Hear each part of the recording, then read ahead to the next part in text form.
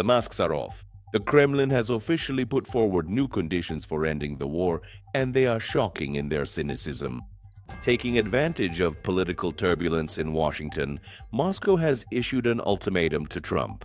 What does Putin really want? And why are these demands being called a plan to destroy Ukrainian statehood? Right now, we will break down the points that Russia is trying to impose on the world under the guise of compromise. This is not just a ceasefire, it's an attempt to redraw the map of Europe. Watch until the end to find out what kind of deal they are trying to push Trump into and how Kyiv responded to these outrageous demands. And for more details, check out our report. You are watching the Glavred channel. I'm your host, Yevgeny Serov. Like this video and subscribe to the channel. According to Glavred, the Kremlin's rhetoric has become more hardline. Whereas Moscow used to vaguely talk about denazification, now the conditions have become extremely specific and territorial.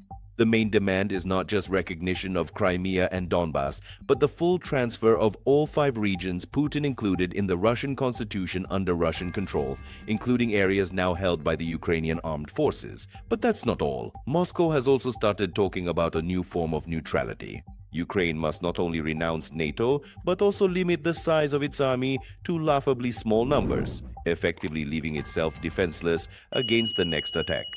Russian officials openly state any peace plan proposed by Trump must start with the recognition of the realities on the ground, which Moscow interprets solely to its own advantage. Why have these conditions been put forward right now? The Kremlin is closely monitoring statements from Trump's team, and by mentioning his name, Russian politicians are trying to create the illusion that everything has already been agreed upon with the new White House administration. However, as Glavred notes, this is more likely an attempt to raise the bar ahead of possible negotiations. Russia wants to show that it will not make concessions and demands the lifting of all sanctions as a mandatory condition for peace.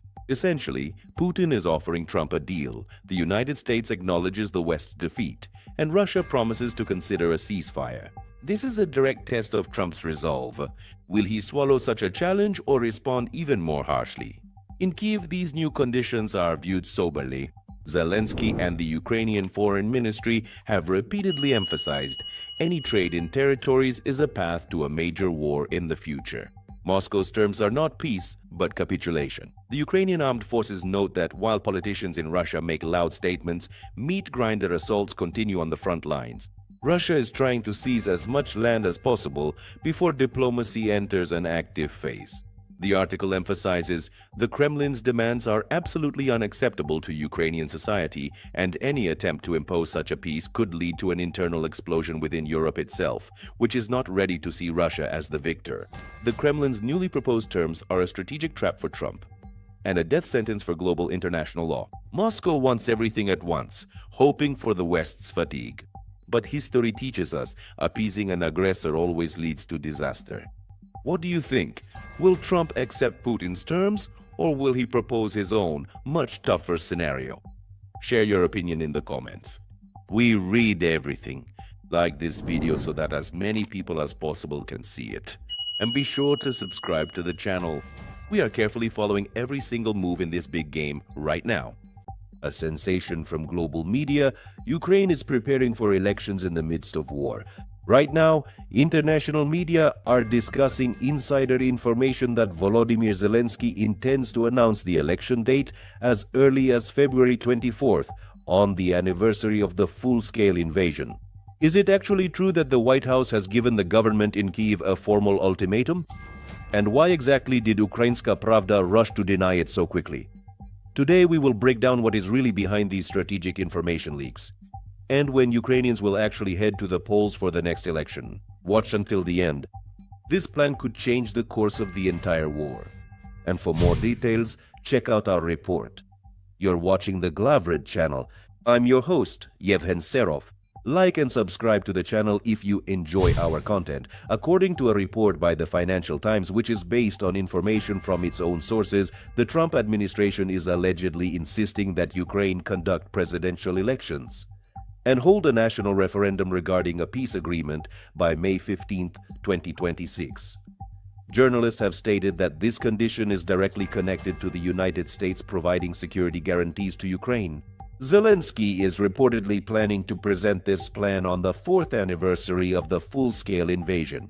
Western officials claim that the referendum should confirm the people's support for any peace agreement with Russia, while the elections are meant to reset the legitimacy of the government ahead of a new stage in diplomacy.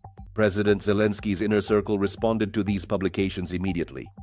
According to sources in the president's office as well as RBC Ukraine, they have effectively denied any readiness or intention to announce elections on February 24th. Kyiv's main argument remains unchanged. As long as there is no security, there will be no announcement of elections. The official position of Bankova is that holding a national vote under shelling and without the return of millions of refugees is technically impossible and illegal under martial law. In the president's office, the Financial Times article is seen as a continuation of political games surrounding the peace process, emphasizing that Ukraine is ready for democratic procedures, but only after a real ceasefire is established and the security of all citizens is ensured. Holding elections before May is a task bordering on the impossible. To do this, the Verkhovna Rada would have to amend the electoral code and possibly even the constitution already in March or April. The main risk is legitimacy. If millions of Ukrainians abroad and hundreds of thousands of soldiers on the front lines are unable to vote, the results of the election could be challenged. Nevertheless, work in parliament is ongoing. A working group has already been created to prepare the legislative framework for elections during a special period. Elections in Ukraine in 2026 are no longer a question of if, but of when and how. The pressure from Washington is obvious, but Kyiv's position on security remains unshakable. This upcoming February 24th will finally be the true moment of truth. Will we actually hear a historic statement? Or was it all just another calculated media attack? We would love to hear what you think about this. Should elections be held before the end of the war to confirm trust in the current authorities? Please share your opinion in the comments below. Like this video and subscribe to our channel to be the first to find out what the president will say on the upcoming anniversary of the war. See you